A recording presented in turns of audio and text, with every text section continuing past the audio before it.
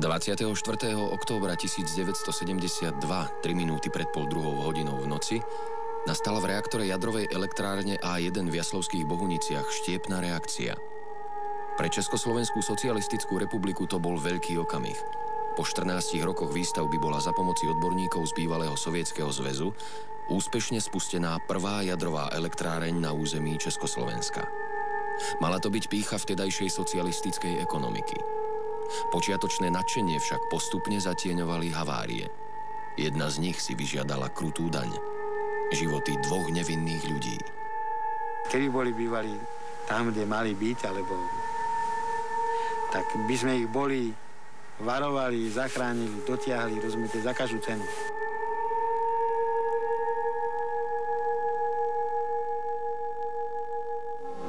Jadrové elektrárne boli už od počiatku svojho vzniku tichou hrozbou. Tichou až do momentu najväčšej atómovej tragédie v Černobyle, ktorá ešte aj dnes, 21 rokov od havárie, prináša ďalšie a ďalšie ľudské obete. Rovnako ako v Jaslovských Bohuniciach aj v Černobyle bol použitý rovnaký typ reaktora, havária ktorého poznačila a na dosmrti ešte poznačí niekoľko generácií.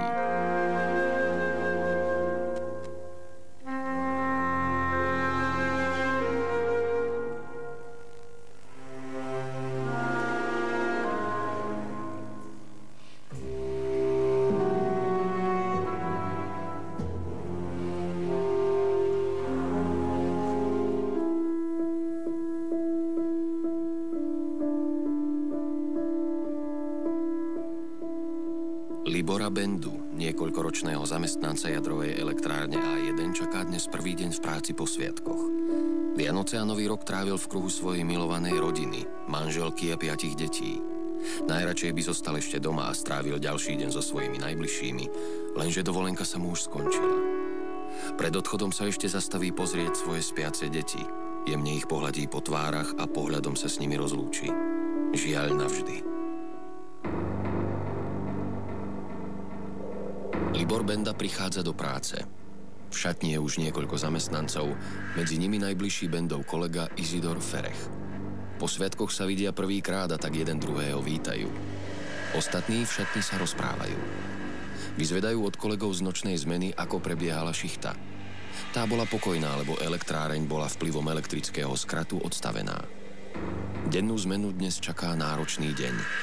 Treba vymeniť jeden z palivových článkov na reaktore. 57-ročný Libor Benda a jeho kolega 52-ročný Izidor Ferech sú v elektrárni zamestnaní ako likvidátori jadrového odpadu. Aj dnes ich čaká množstvo úloh. Libor Benda však verí, že deň ubehne rýchlo, čo najskôr chce byť opäť doma pri svojich deťoch. Ani Izidor Ferech sa už nevie dočkať konca pracovnej doby.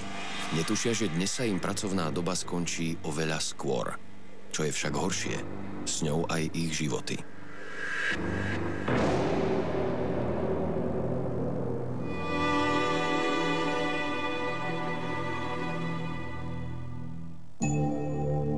Ich kolegovia Martin Skales, William Pačes a Karol Miček majú naplánované vymeniť palivový článok v technologickom kanáli reaktora.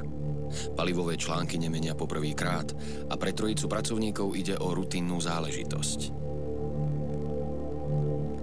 Medzitým za inžinierom Jozefom Pivovarčím, majstrom primárneho okruhu, prichádzajú jeho podriadení Ferech a Benda. Spolu si ujasňujú harmonogram prác. Ferech s Bendom majú vybrať odpad z turbokompresorov a potom ho vyviezť do skladu radioaktívneho odpadu.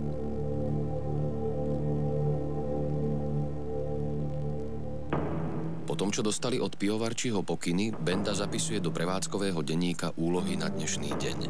Sú však iné ako tie, na ktorých sa dohodli s Pivovarčím. Prečo si svojvoľne zmenili denný plán prác, sa už nikto nikdy nedozvie. Pačes, Miček a Skales vykonali všetky potrebné opatrenia pred vstupom do reaktorovej sály. Nič im teda nebráni, aby splnili svoju úlohu. V tomto momente ešte nevedeli, že o pár minút sa budú pozerať smrti do očí. Ferech a Benda si rozdelili prácu. Ich pôsobisko je široké a tak každý odchádza iným smerom. Kým sa stretnú pri obede, chcú stihnúť čo najviac. Bežný chod jadrovej elektrárne A1 dnes naruší návšteva. Chystá sa sem zahraničná delegácia, preto treba všetko poriadne vyčistiť. Štefánia Fančovičová, jedna z upratovačiek, má na starosti upratať schody a sekčné armatúry. S mysľou pri svojich deťoch ešte netuší, aká dráma ju v nasledujúcich okamihoch čaká. Pačes, Miček a Skales sú v reaktorovej sále. Výmena palivového článku sa môže začať. Musia byť ale nanajvýš opatrní. Pri vyťahovaní palivového článku totiž hrozí únik životu nebezpečného oxidu uhličitého. Každý z nich má svoju úlohu. Dnes bol vedúcim výmeny určený Pačes. Ich činnosť však preruší zahraničná delegácia, ktorá si prichádza pozrieť reaktorovú sálu. Boli sme trošku vyrušení. Navštívila reaktorovú sálu pani Litvajová, ktorá nám trošku prácu predĺžila, pretože sme museli prerušiť prácu, nemohli sme prevádzať tie operácie, ktoré boli prikázané, takže sme čakali, až exkurzia prejde, respektíve delegácia si obľadne sálu a odíde preč. Libor Benda za sebou po zemi ťahá igelitové vrece s radioaktívnym odpadom a smeruje s ním do skladu. O chvíľu sa mu začína obedňajšia prestávka. Chystá sa preto vyhľadať Ferecha, aby sa šli spolu naobedovať. Zavážacím strojom, ktorý obsluhuje Miček, sa vyhorený palivový článok presunul do krátkodobého skladu. Technologický kanál je utesnený a prázdny. Nové palivo môže byť zavezené. Palivový článok váži niekoľko 100 kilogramov, preto s ním treba manipulovať so žeriavom. Ten obsluhuje Pačes. Skales je priamo nad reaktorom a vlastnými rukami pomáha nasmerovať palivo tam, kam patrí. Prázdny kanál musí byť utesnený, aby z neho neunikol chladiaci plyn. Keď sa palivo vloží do prázdneho otvoru v reaktore, chladiaci plyn môže začať vo vnútri prúdiť. Manipulácia so žeriavom a s takým veľkým telesom ale nie je jednoduchá. Najmä jemné pohyby vyžadujú nesmiernu koncentráciu všetkých troch pracovníkov. Článok už z veľkej časti vyplňa otvor v reaktore. Ešte treba pustiť chladiaci plyn a proces je hotový. To je úloha pre Skalesa. Chladiaci plyn je pod veľkým tlakom a riziko výbuchu hrozí vždy. Skales sa rukou naťahuje smerom k článku. V tom z ničoho nič nastane silný výbuch. Skalesa odhodí do vzdialenosti 3 metrov. Z technologického kanála sa razom uvoľnilo obrovské množstvo smrtiaceho oxidu uhličitého.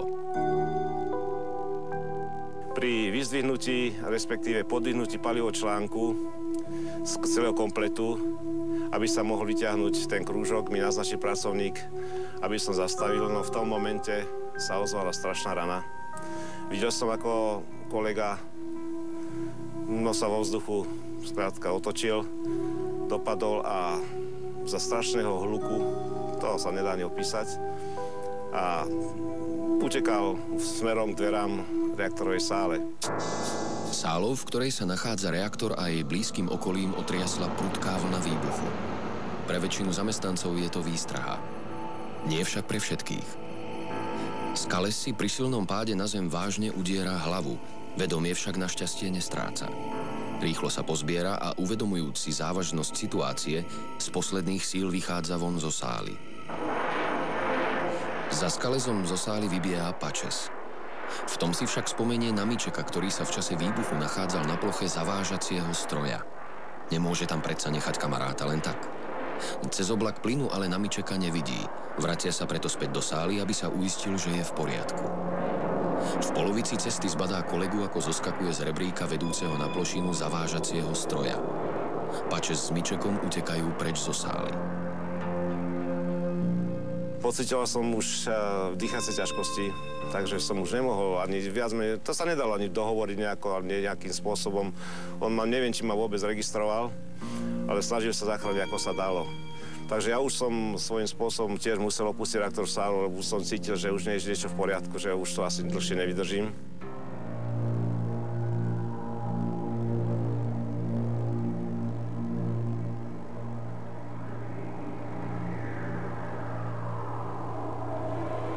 Štefánia Fančovičová sa vracia z obednej prestávky, aby doupratovala priestory schodiska. Počuje, že niečo vyhlasujú, ale nerozumie čo, lebo zvuk na chodbu dobre nedolieha. Tak sa poberá ďalej. Odrazuje z ničoho nič prichádza zle. Točí sa jej hlava a v tom momente si uvedomuje, že čosi nie je v poriadku. Inštinktívne púšťa vedro z rúk a chystá sa utekať von. Pridusené telo ju však neposlúcha. Aby nespadla, musí sa pridržať steny.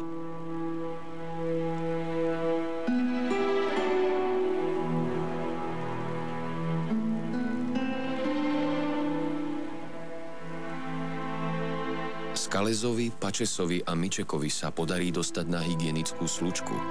Miesto, ktoré slúži ako ochranný priestor v prípade havárie. Konečne sú v bezpečí.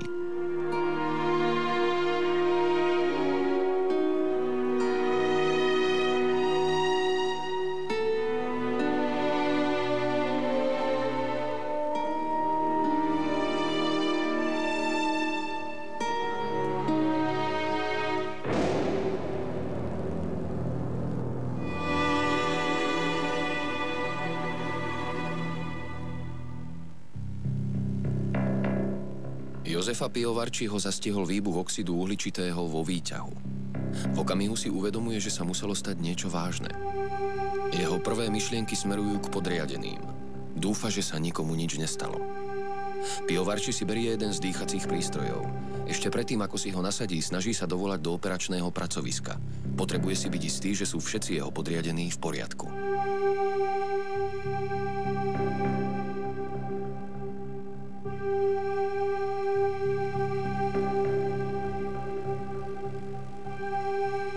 Pivovarčimu sa do operačného pracoviska dovolať nedarí a tak sa vyberá skontrolovať osobne, či sú všetci jeho podriadení na hygienickej slučke. Zisťuje, že chýbajú Ferech s Bendom, ale podľa programu prác, na ktorom sa ráno dohodli, by sa mali nachádzať v priestoroch, kde im udusenie oxidom uhličitým nehrozí. Na okamih sa preto upokojí. Tak som si všetkých zrátal, vidím, čo je. A teraz som vedel, že tí dvaja chlapí by mali byť na zložišti radioaktívnych odpadov. Tak som tam volal, neboli tam. Volal som na plynové hospodárstvo, ani tam neboli. Tak sme ich začali hľadať. Niečo mu ale hovorí, že by sa mal predsa len osobne uistiť, že sú mimo ohrozenia. Dúfa, že by mohli byť v šatni. Musí sa tam ísť pozrieť a čo najskôr ich odviesť do bezpečia. V šatni však zisťuje, že sa tam ani jeden z nich nenachádza. Je znepokojený a tak dáva oboch nezvestných mužov vyhlásiť podnikovým rozhlasom. Chýba však ešte niekto. Upratovačka Fančovičová. Cestou zo šatne stretáva ďalšieho kolegu a spolu odchádzajú hľadať Fančovičovú, Ferecha a Bendu. Ich prvou zastávkou počas pátrania je miestnosť, v ktorej sa Fančovičová zväčša nachádza. Pivovarči búcha na dvere, jeho kolega skúša stisnúť kľučku, ale dvere sú zamknuté. Predpokladá, že sa tam nikto nenachádza a tak sa rozhodnú pátrať po nezvestných ďalej. Štefániu Fančovičovú medzitým opúšťajú sily. Vplyvom plynu sa dusí a niekoľkokrát padá na zem. Akoby zázrakom sa jej po niekoľkých pádoch podarí dostať von na vzduch. Konečne sa môže nadýchnuť. Hneď na to začína kričať o pomoc.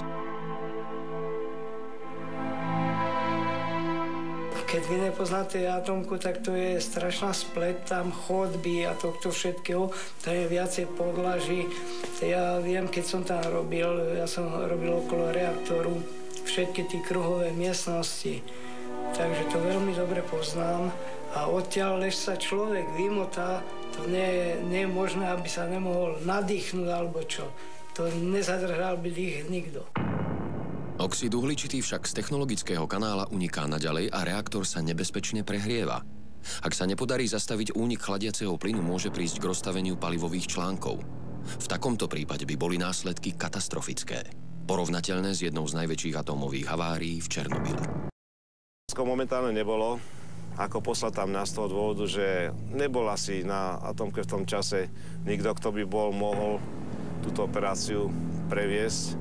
A to z toho dôvodu, že musel sa ten zavárací stroj naviesť na ten kanál, nie diaľkové, ani cez optiku, musel sa previesť skrátka s dlhoročnými skúsenosťami tým, že sa použijú orientačné značky, ktoré sme si niekedy spravili na zaváracom stroji, ktoré nás slúžili viac menej také hrubé navedenie stroja na jednotlivé kanály. Po neúspešnom hľadaní Fančovičovej utekajú Pivovarči a kolega do príručného skladu Ferecha a Bendu. Zatiaľ nevedia, že Fančovičová je už mimo ohrozenia. O chvíľu stoja pred príručným skladom. Dvere sú odomknuté a tak vchádzajú dnu. Ferecha a Bendu tam však nenachádzajú. Obaja sa cestou dozvedajú o zachránenej Fančovičovej. Pivovarči mu ale prichádza zle. Cíti, ako sa dusí. Je nútený na chvíľu zastaviť pátranie a vrátiť sa na hygienickú slučku, inak mu hrozí istá smrť.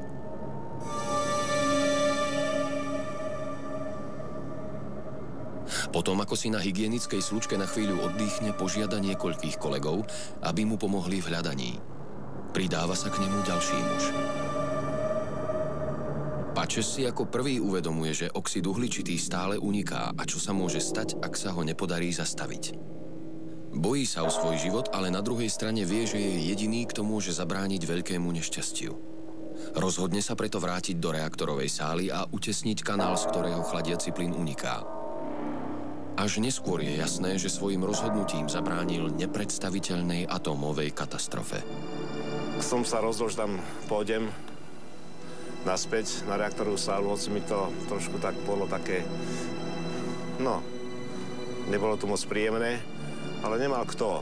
Tak som si usúdil, že teraz zastaviť sa to musí dneska, musíme to nejako ukončiť, túto nepríjemnú situáciu, pretože kto robí na atomke, vie dobre, no na atomke. Kto robí priamo pri tomto reaktore, vedel, že čo sa deje, keď je strata chladiva na reaktore.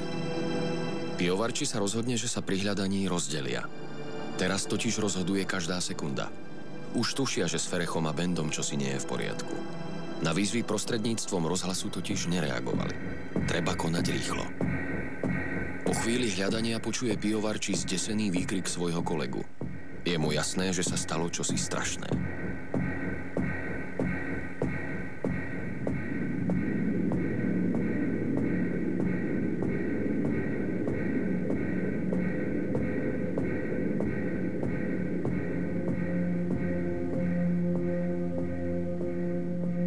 Pivovarči ho čaká hrozivý obraz.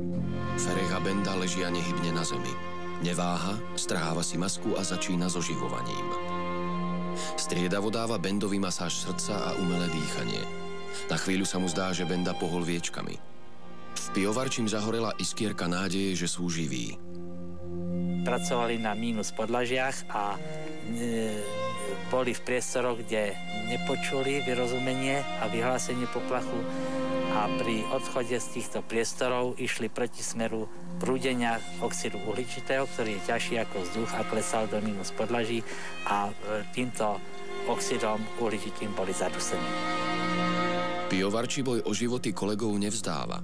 Pokračuje v snahe oživiť ich masážou srdca a umelým dýchaním. Vie, že kým nepríde pomoc, ich záchrana je v jeho rukách.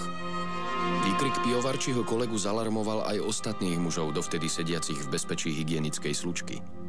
Po príchode na miesto sa rozhodnú vyniesť zranených na voľné priestranstvo, aby sa k ním ľahšie dostala profesionálna zdravotnícka pomoc. Už o malú chvíľu o životy dvoch zranených ľudí začínajú zvádzať boj lekári.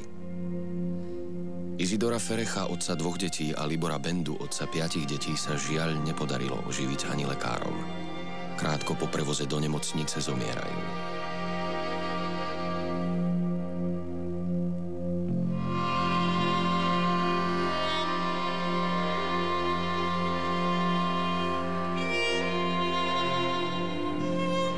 Veľakrát som si spýtoval svedomie ja, že či som všetko spravil, či sme všetko spravili tak, ako sa malo spraviť. Čo sme mohli ešte navyše spraviť, to sa nedá povedať, rozumiete ma, to sú besené noci.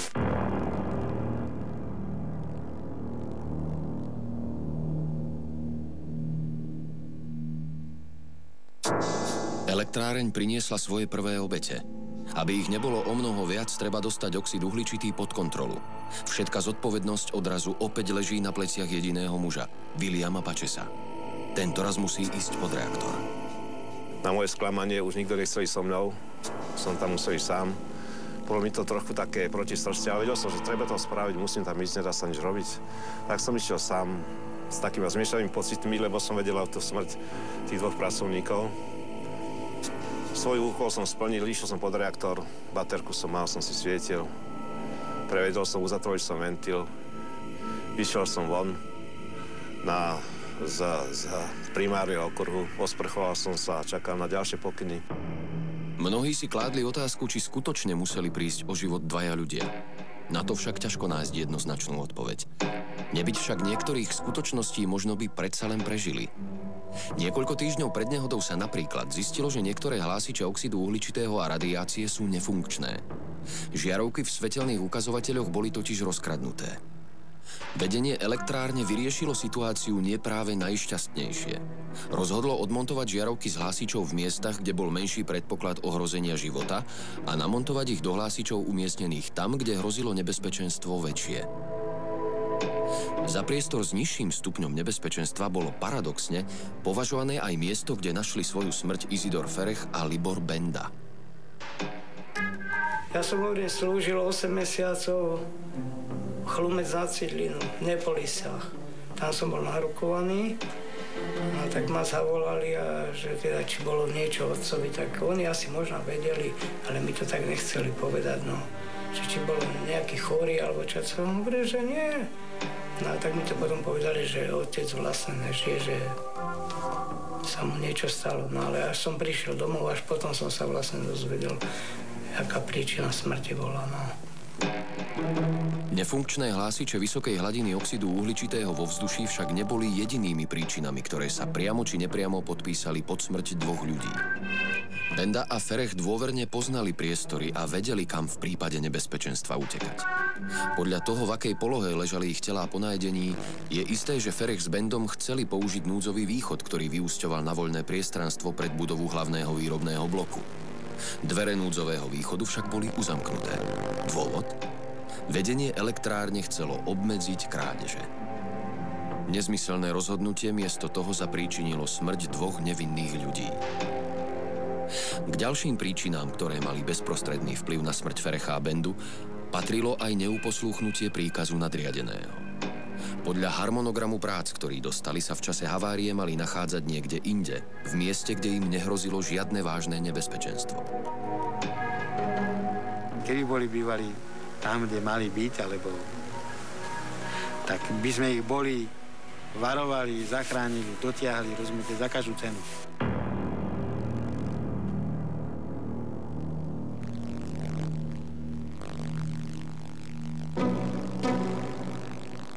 Svojvoľná zmena harmonogramu prác mala za následok, že sa dostali bezprostredne do styku so smrtiacim plynom. Či si len chceli uľahčiť prácu, aby boli čím skôr doma pri svojich najbližších, alebo mali iné dôvody, sa dnes už nedozvieme.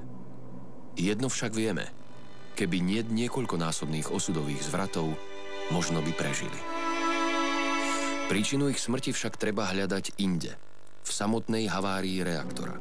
Okrem toho, od samotného začiatku budovania elektrárne bolo zaznamenaných mnoho vážnejších nedostatkov.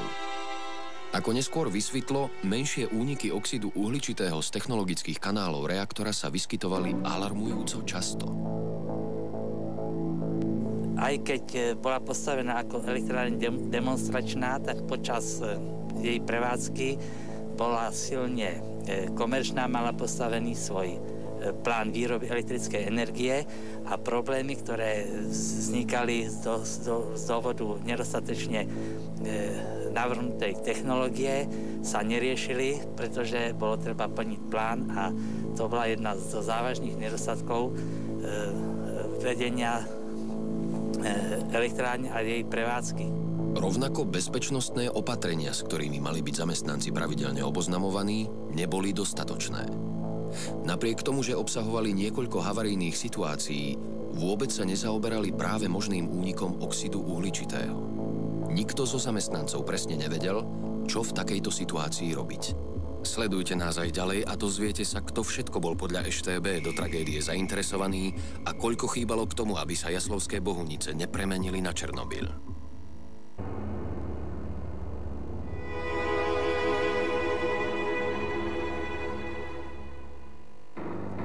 Vtedajšia EŠTB, ktorá mala v elektrárni svojich špiónov, však videla príčiny porúch inde.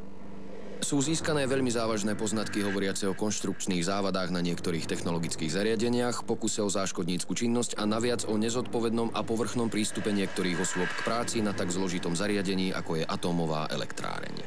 vtedy boli ľudia preverovaní a orgány štátnej bezpečnosti boli zúčastnené aj na elektrárni a v podstate kontrolovali všetky procesy.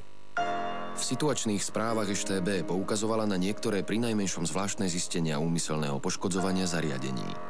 Napríklad v turbokompresoroch sa údajne našli nahádzané cudzie predmety. Elektrikárske svorky, guľky z alobalu, matice. O nefunkčných či ukradnutých hlásičoch oxidu uhličitého, ktoré boli jednou z príčin úmrtia Libora Bendu a Isidora Ferecha, však v spisoch nie je ani zmienky.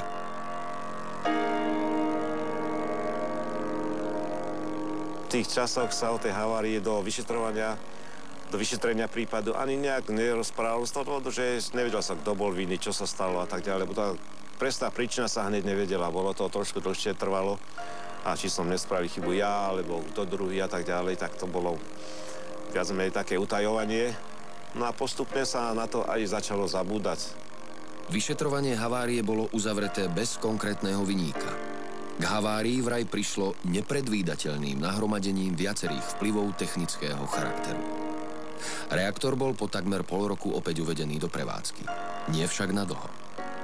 Samozrejme, keď došlo k tej prvej závažnej nehode 5. januára 76, tak v dôsledku toho potom sa prejavilo toto aj na fluktuácii zamestnancov a predsa len viac ale obav bolo v okolí elektrárne, proste ľudia, ktorí neboli natoľko znali problematiky, sa začali obávať, najmä z toho pohľadu, že vznikali rôzne fámy. Napriek odvahe Pače sa niekoľkokrát sa vrátiť do blízkosti reaktora sa stále nepodarilo úplne utesniť technologický kanál. Pače svojím prístupom k riešeniu problému zrejme dodal kus odvahy aj niektorým ostatným kolegom. Tí mobilizujú všetky sily a začínajú intenzívne pracovať na zastavení plynu. Ani to nebolo príkaz. To bolo také, že my sa sami uvedomili všetci, sme tam, že tam nemá kto ísť druhý, no. Nemá kto ísť, no. Tak ja som, neviem, ani nerozmýšľal som nad tým, že či by som tam mal ísť, nemal ísť. No musím tam ísť, no. To bolo jednoduché, stalo sa to o mne, pritom tak, keď sa niekomu niečo stane, tak asi jeho povinnosť sa starať, aby sa to tá havária odstránila. Tak som si nejak neuvedomal, že by mohli mať nejaké následky. Tie následky som si uvedomal že neskôršie, čo všetko sa mohlo stať. Dnes už nikto nepochybuje, že nebyť Pačesovej odvahy mohla by byť naša história poznačená obrovskou katastrofou. Pomaly sa však na všetko zabudlo. Nikto Pačesovi nepoďakoval a ani neocenil aspoň minimálnym gestom jeho zásluhu. Potom som bol na stáži v Sovietskom zväze bývalom, tak tam mi gratulovali ruskí odborníci, niektorí, ktorí vedeli o tej havárii, že som geroj. Ale u nás to viac menej prešlo tým spôsobom, že zostalo ticho. Od roku 1973 až do roku 1977 bola elektráreň odstavená celkovo 55 krát. Z väčšej časti boli príčinou odstávky havárie či menšie poruchy. No prišiel Černobyl a tam skrátka zistili aj naši niektorí asi zrejme, čo sa mohlo u nás udiať. Strata chladiva na reaktore to je veľmi vážna vec. Ono, kto sledoval trošku televízii, vie aj ponorka jadrová stala, čo stratili chladivo, koľko ľudia preto zahynuli. Čo to skrátka bolo, keď je príjemné. Tak zistili, že u nás to tiež nemuselo dopadnúť, ako to dopadlo. Tak po nejakom čase, po Černobyle, ma pozvali do Prahy, kde by bolo udelené štátne vyznamenanie Rad práce. Havária z 5. januára 1976 ale nebola poslednou. Najväčšia a oveľa nebezpečnejšia havária na seba nenechala dlho čakať. Stala sa o rok neskôr, 22. februára 1977. Nikto pri nej síce o život neprišiel, no nebezpečenstvo úniku radioaktivity bolo enormne vysoké. Len zázrakom neprišlo k vysokému úniku radioaktivity do blízkeho okolia. Štát po zvážení rizík nakoniec vyriekol definitívny ortieľ – elektráreň zlikvidovať. Po 5 rokoch bola pýcha socialistickej ekonomiky pokorená. Väčšina odborníkov 5-ročné pôsobenie elektrárne A1 však napriek tragédiám a 2 vyhasnutým životom hodnotí kladne. Vraj sa na jej budovaní mnohému naučili. Či si musela vyžiadať aj ľudské životy, však nevraví už nikto.